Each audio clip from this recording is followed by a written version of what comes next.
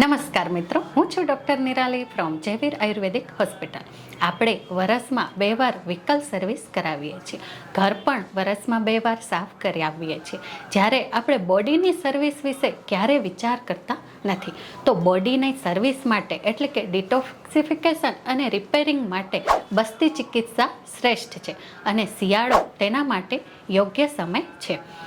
બસ્તી થેરાપીમાં 8, 16 કે 30 દિવસની થેરાપી કરવામાં આવે છે, જેમાં 1 દિવસ ઓઇલનો એનીમા અને 1 દિવસ ઉકાળાનો એનીમા આપવામાં આવે છે. આ બસ્તી થેરાપીથી બોડીનું ડિટોક્સિફિકેશન થાય છે અને સાથે બોડી રિપેર પણ થાય છે.